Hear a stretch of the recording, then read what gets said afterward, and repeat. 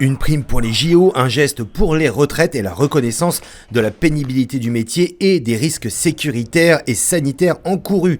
Les pompiers manifestent à Paris et ils ont amené de quoi se faire entendre.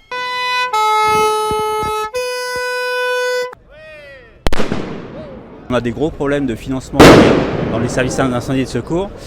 Il y a une grosse problématique sur la santé. On est exposé aux fumées et aujourd'hui, c'est absolument pas pris en compte dans nos services.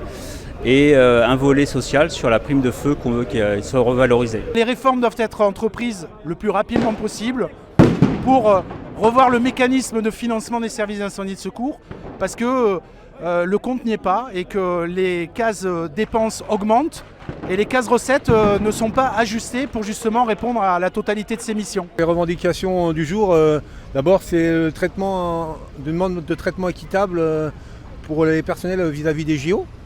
Ensuite, c'est une reconnaissance de la filière, des personnels de la filière administrative, technique et spécialisée, avec un vrai profil de carrière et une reconnaissance par des indemnités à hauteur de leurs compétences. Et une reconnaissance de l'exposition des personnels au CMR. C'est les agents qui sont cancérigènes, mutagènes et toxiques pour la reproduction et dont sont touchés les pompiers à cause des fumées d'incendie. Je suis venue d'abord soutenir la manif des pompiers de France qui demandent à se faire recevoir par le gouvernement, pour l'instant sans réponse. Ils demandent à se faire recevoir notamment sur leur exposition sanitaire et en matière de sécurité.